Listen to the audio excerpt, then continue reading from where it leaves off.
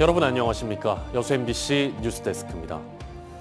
내년 4월 10일로 예정된 제22대 총선, 이제 100여일 앞으로 다가왔습니다. 호남은 민주당 경선이 이미 과열 양상을 보이는 가운데 선거구 개편과 신당 출연 등 변수도 많습니다. 보도에 김진선 기자입니다. 제22대 총선 예비후보 등록이 시작된 지난 12일.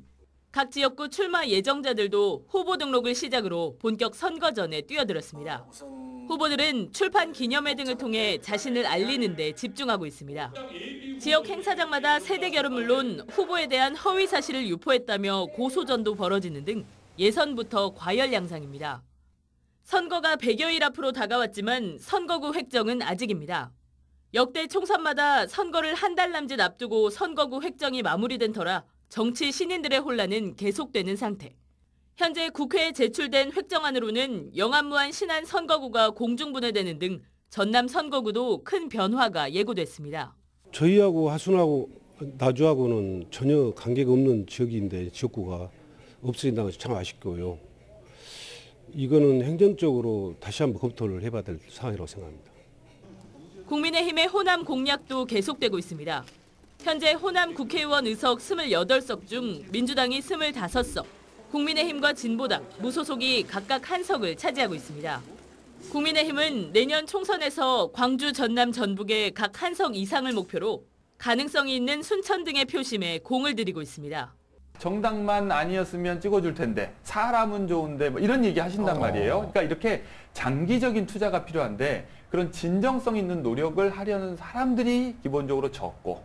제3지대 신당 세력도 호남 선거판의 변수로 꼽힙니다.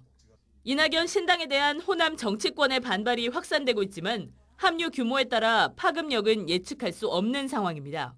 민주당의 후보자 적격 심사에 이어 친명 호남 출마자 추천 명단 논란 등 공천을 둘러싼 파장이 계속되는 가운데 호남 표심의 향방에 관심이 쏠리고 있습니다. MBC 뉴스 김진선입니다. 이용주 전 국회의원이 여수 갑 지역구 총선 출마를 선언했습니다. 이 전 의원은 오늘 여수시청에서 기자회견을 열고 지역의 짬짬이 패거리 정치를 청산하고 국회의원이 지자체 행정과 시의회 운영에 과도하게 영향력을 행사하는 것을 배제하겠다고 밝혔습니다.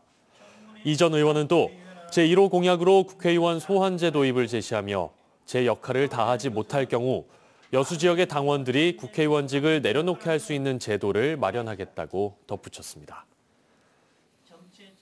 여순 사건 진상조사 보고서 작성 기획단이 극우 보수 성향 인사로 채워져 있어 이를 공정한 인물로 다시 구성하라는 목소리가 계속되고 있습니다.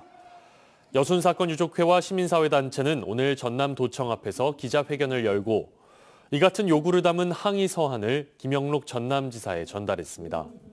이들 단체는 특별법 시행 초부터 요구했던 기획단 구성에 지역의 여론을 전라남도가 제대로 전달한 적이 있었냐며 여순 사건 진상규명과 명예회복에 대한 도민들의 열망을 무시하지 말라고 밝혔습니다. 내년 말 순천 부전 간 경전선 완공을 앞두고 광양시가 발주했던 KTX 광양역 정차를 위한 연구 용역 결과가 나왔습니다. 지역 간 형평성과 경제성 검토 등 여러 측면에서 타당성이 있는 것으로 나와 앞으로 범광양시 차원의 대정부 건의와 설득이 중요한 과제가 될 전망입니다. 최우식 기자가 보도합니다. 경전선 순천 부전 구간의 복선 전철화가 끝나는 내년 하반기부터 6개월 정도 시운전을 거쳐 2025년 상반기 KTX 이음 고속철도가 운행됩니다. 하지만 현재 계획상으로는 진주역과 순천역 사이에는 중간 정차역이 한 곳도 없습니다. 광양 지역에서는 작년부터 KTX 광양역 정차를 요구하는 범시민운동이 시작됐고 광양시도 이 같은 정서를 적극 반영해 관련 연구 용역을 발주했습니다. 우리 광양시는 세계적인 기업 포스코와 광양항 그리고 국가산업단지가 집적되어 있는 남해안권의 경제 중심 도시입니다. 따라서 수도권과 부산 등의 대규모 도시와 경제활동 교류가 활발하기 때문에 어느 지역보다도 빠른 교통수단이 절실히 필요한 지역이었습니다. 이번 용역은 주로 KTX 이음의 광양역 정차에 대한 경제적, 재무적 측면의 검토와 남부 내륙철도, 경전선과의 연계 방안이 집중적으로 다뤄졌습니다. 용역 결과는 한마디로 경제적으로나 정책적으로도 타당성이 충분하다는 것. 순천역에서 8km 떨어진 광양역에 정차할 경우 전체 운행 시간이 3분 정도 늘어나는데 진주 순천역 간 거리가 멀고 중간역 설치 기준에도 부합한다는 겁니다. BC 비용 편익비와 NPV, 순현재 가치, IRR, 내부 수익률 면에서 모두 광양역 정차가 유리하게 분석됐습니다. 특히 부전에서 사상이 6.8km, 사상에서 김해공항이 3.3km인데도 정차한다는 점을 감안하면 역 간 거리의 지역 간 형평성 문제도 있습니다. KTX 이음의 광양역 정차는 아무 연결선을 만들지 않고 있는 그 상태에서 정차를 하는 게 경제적 타당성을 확보한다. 제가 간접적으로 듣기로는 코레일 한국철도공사에서도 광양역 정차를 갖다가 이제 받아들이는 분위기로 알고 있습니다. 광양시와 민간협의회는 이 같은 용역 결과를 토대로 대정부 건의와 설득에 나설 계획입니다. 이 용역 결과를 바탕으로 해서 이제 저희들이 마지막 피치를 올려서 이 이론적인 근거를 제시하면서 KTX 광양역 정차 결과를 얻어낼 수 있도록 최선의 노력을 다하겠습니다. 경전선 KTX 광양역 정차의 경제성이 확인된 만큼 국토교통부의 전향적인 검토가 이루어질지에 관심이 모아지고 있습니다. MBC 뉴스 최우식입니다. 코로나19 예방관리에 최전선 역할을 했던 광주와 전남의 모든 코로나19 선별 진료소가 오는 30일 검사를 끝으로 운영을 종료합니다. 지역의 선별 진료소는 신규 감염병의 국내 유입이 시작된 지난 2020년 1월 말부터 가동됐습니다. 시도 보건당국은 다만 선별 진료소 운영이 종료되더라도 일반 의료기관에서 PCR 검사를 받을 수 있으며 취약계층에 대한 검사 지원은 유지된다고 설명했습니다. 순천 동천과 장성 황룡강이 국가하천으로 승격했습니다. 환경부 국가수자원관리위원회는 심의를 통해 순천 동천 등 홍수 예방이 필요한 전국의 하천 20곳을 국가하천으로 승격하는 안건을 심의 의결했다고 밝혔습니다. 동천과 황룡강은 길이가 길고 도심을 통과하면서 관리에 큰 비용이 소요됐지만 앞으로 환경부가 직접 정비 유지를 맡게 돼 체계적인 관리가 가능해질 것으로 보입니다. 2023년을 정리하는 기획보도, 오늘은 경제 분야를 살펴봅니다. 고유가와 글로벌 경기 침체 등으로 석유화학과 정유, 철강 등 이른바 지역의 주력 산업은 희비가 엇갈렸는데요. 반면 2차 전지 등 신산업 분야는 기업들의 잇단 투자와 규제 철폐로 기대감이 높아졌습니다. 문형철 기자입니다. 올해 1분기부터 3분기까지 여수 산단의 생산액은 63조 3천억 원. 지난해 같은 기간에 비해 18% 줄어든 수치입니다. 수출액도 18% 감소한 241억 달러에 그쳤습니다. 중국발 과잉 공급과 가격 하락 등 여러 악재로 석유화학 업체들의 영업이익이 많게는 60% 넘게 떨어졌고 일부 공장은 재가동이 미뤄지며 매각설이 나오기도 했습니다. 수요 시장의 경색 국면은 생각보다 굉장히 장기화되어져 있어서 범용 석유화학 소재를 생산한 부분은 기대보다 많이 실적이 좋지 않았다. 반면 정유업체는 고유가와 정제 마진 상승의 영향으로 실적 반전에 성공했고 철강업체는 글로벌 경기 침체 속에서도 2조 원 이상의 영업이익을 거뒀습니다. 지역 주력 산업들의 희비가 엇갈린 가운데 신산업에 대한 투자는 지속됐습니다. 율촌 산단에 양극재 생산에 필요한 수산화 리튬 공장이 착공하거나 가동에 들어갔고 폐배터리 재활용 공장까지 들어서면서 2차 전지 밸류 체인의 틀이 마련됐습니다. 양극재, 전구체, 리튬, 니켈, 리사이클링 등 지속적인 투자를 통해 2차 전지 설사업 대표 기업으로 이어 지난 10월에는 기업 투자에 발목을 잡았던 광양 동호안 부지의 규제가 풀리고 4조 4천억 원 규모의 신규 투자 계획까지 발표됐습니다. 2차 전지에 대한 부분에 대한 개발처 특구 공모 선정에는 많은 이점이 있다고 생각하고 이와 함께 한화 에어로스페이스가 율촌 산단에 500억 원 규모의 단조립장 건립 계획을 확정하면서 우주 항공 산업에 대한 기대감도 더욱 높아진 한 해였습니다. MBC 뉴스 문형철입니다. 여객선에 적용되고 있는 이용요금 할인 혜택이 도선까지 확대됩니다. 여수시는 다음 달 1일부터 섬에 거주하는 주민이 다른 섬으로 이동하기 위해 도선을 이용할 경우 1,000원 요금을 적용한다고 밝혔습니다. 또 여수 시민과 상주 외국인도 요금이 3,000원 이상인 도선을 탑승할 경우 50% 할인 혜택을 받을 수 있습니다. 계속해서 희망2024 나눔 캠페인에 성금 보내주신 분들입니다.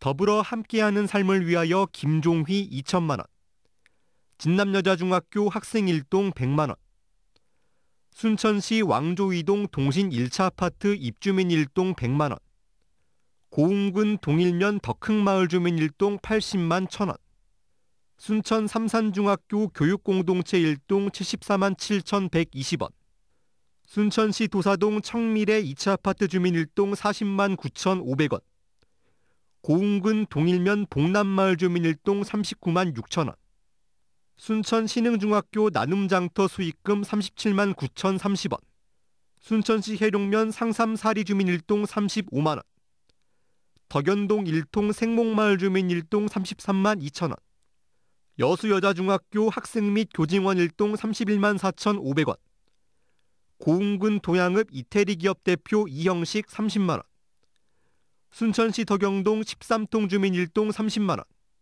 순천시 중앙동 10통 주민 일동 27만 5천 원, 여수시 율촌중학교 학생자치회 일동 25만 1,000원, 고흥군 동일면 대영마을 주민 일동 24만 3천 원, 봉래면 원두마을 주민 일동 23만 원, 주식회사 세계조선 20만 원, 여수시 소라면 관기 1, 2 주민 일동 20만 원, 여수시 선원동 배현숙 20만 원, 순천시 도사동 16통 홍도마을 주민 일동 20만 원, 여수시 소라면 사곡1리 주민 일동 15만 원, 순천시 월등면 이문마을 주민 일동 15만 원, 순천시 월등면 외동마을 주민 일동 13만 2,500원, 여수시 소라면 현천 1리 주민 일동 12만 원, 흑산마을 김이연 10만 원, 복산 3리 주민 일동 10만 원, 고흥군 복내면 수락마을 주민 일동 6만 5천 원. 성금을 보내주신 분들께 감사드립니다. 희망2024 나눔 캠페인은 1월 말까지 접수합니다. 2023년은 계절마다 기상이변으로 몸살을 앓았습니다. 봄 가뭄이 물러나자 여름에는 집중호우로 피해가 속출했고 겨울이 되자 기록적인 폭설이 내렸습니다. 안준호 기자입니다. 50년 만의 역대급 가뭄은 심각했습니다. 비가 내리지 않아 작물들은 타들어갔습니다. 농민들의 근심은 깊어졌습니다. 아니 물이 있었으면 지금 잘 되었다고. 근데 물이 없어서 지금 여러 고생하고 있어요. 저수지 수위도 위기 수준까지 낮아졌습니다. 지역 식수원인 동복, 주암댐의 저수율이 10에서 20%대까지 낮아지기도 했습니다. 특히 섬 지역 물 부족은 심각했습니다. 완도 등 전남 일부 섬 지역은 2일 급수, 6일 단수에 들어가야 했습니다. 물이 지금 우리 수원지 물이 저 정도 있는 것은 지금 우리가 64년 동안 제가 살았습니다만 처음 갔습니다. 가뭄은 지난 5월 봄비가 내리면서 해갈됐지만 이번엔 긴 장마가 이어지면서 물폭탄이 쏟아졌습니다. 농경지가 물에 잠기고 주택 침수 피해도 잇따랐습니다. 하루 150mm가 넘는 집중호우가 쏟아지면서 하천이 범람해 주민들이 대피하는 소동이 발생하기도 했습니다. 다리 밑에 그 무시기도 길도 파손됐어요. 그런데 막 모래 큰 차도 어제 해놓고 그 세다보다 모래 다 싸더라고. 한 달여의 시간 동안 길게 이어졌던 장마. 기상 관측이 시작된 1973년 이래 가장 많은 758.7mm의 평균 강수량을 기록했습니다. 가을도 잠시, 어느새 강추위와 함께 폭설이 쏟아졌습니다. 12월 들어 대부분 지역에 20cm가 넘는 많은 눈이 내리면서 크고 작은 교통사고가 잇따랐습니다. 출근길 도로가 주차장으로 변할 정도였습니다. 차가 이 도로를 타고 올라갈 수 없는 상황에다가 멈춰 있는 상태입니다. 가뭄과 장마 그리고 폭설까지 계절마다 이어진 기상 재난으로 2023년 힘든 한 해를 보내야 했습니다. MBC 뉴스 안준호입니다.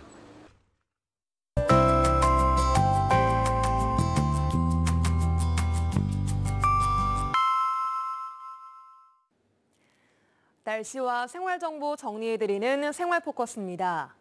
겨울철 독감이 번지고 있습니다. 전남 지역의 12월 외래 환자 1000명당 독감 환자는 78.6명으로 유행 기준치의 12배에 이르고 있는데요.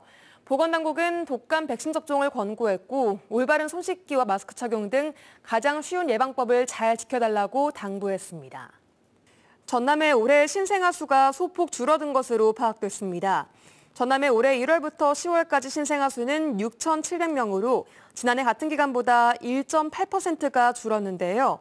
전국 평균 감소율은 8.1%로 이에 비해선 낮은 수치를 보였습니다. 광양 인설이공원이 내년 전남도 3월 추천 관광지에 선정됐습니다. 한옥을 활용해 조성한 인설이공원은 전시 공간과 숙박, 북카페 등 다채로운 매력으로 사람들의 발길이 이어지고 있습니다. 연말이 맞나 싶을 정도로 온화한 날이 이어지고 있습니다. 올 연말은 큰 추위 없이 지나겠는데요. 전남 동부 지역은 오늘도 12도까지 오르며 포근했습니다. 내일은 아침 기온이 조금 떨어집니다. 순천이 영하 1도로 출발하겠고요. 한낮 기온은 11도로 오늘과 비슷하겠습니다. 큰 일교차에만 주의하시면 되겠습니다. 미세먼지가 물러가고 내일은 맑은 하늘 드러나겠습니다. 다만 토요일 오후에는 흐리고 가끔 비가 오는 곳이 있겠습니다. 자세한 내일 지역별 기온 보겠습니다. 아침 기온은 여수가 2도, 광양 0도, 순천, 고흥 영하 1도로 예상됩니다. 한낮 기온은 여수 9도, 그 밖의 지역은 11도로 전망됩니다. 내일 해상에는 먼바다를 중심으로 흐려지겠습니다. 바다의 물결은 남해서부 앞바다에서 0.5m, 먼바다에서는 최고 1m로 낮게 일겠습니다. 여수의 내일 만조 시각은 오전 10시 44분, 간조 시각은 오후 4시 47분입니다. 지금까지 생활포커스 송유라였습니다. 고흥군이 국민권익위원회 공공기관 종합청렴도 평가에서 종합 2등급을 달성해 지난 2002년 평가가 시작된 이래 최고의 성적을 거뒀습니다. 고흥군은 이번 평가에서 민선 8기 핵심 가치로 친절, 청렴 브랜드화를 기치로 행정 전 분야에 걸쳐 강도 높은 청렴운동을 전개했으며 특히 기관장 관심과 노력도 부문에서 높은 점수를 받은 것으로 확인됐습니다. 고흥군은 앞으로도 청렴도 2등급에 안주하지 않고 1등급 도달을 목표로 최선을 다하겠다고 밝혔습니다. 광양의 내년 초 기업 경기는 올 연말보다는 다소 좋아지겠지만 2022년 이후 9분기 연속 불황이 장기화할 것으로 전망됐습니다. 광양상공회의소는 최근 지역 기업 100여 곳을 대상으로 2024년 1, 4분기 기업 경기 전망을 조사한 결과 기업 경기 전망 지수 BSI가 100 이하인 86.7로 집계됐다며 이같이 전망하고 올 연초 목표 대비 실적은 응답 기업의 44.4%가 연간 목표를 달성한 것으로 답했다고 밝혔습니다. 또 목표 수준에 미달한 원인으로는 내수 부진과 원자재 가격 부담, 수출 부진 등의 순이었고 내년 매출과 투자, 수출 등은 올해보다 증가할 것이라는 응답이 42%, 금년 수준일 것이라는 응답이 33%, 감소할 것이라는 응답이 24%로 각각 나왔습니다. 광양시가 광양사랑 상품권 10% 할인 600억 원 완판과 사회안전지수 살기 좋은 지역 호남권 1위 등 2023년 광양시 10대 뉴스를 선정해 발표했습니다.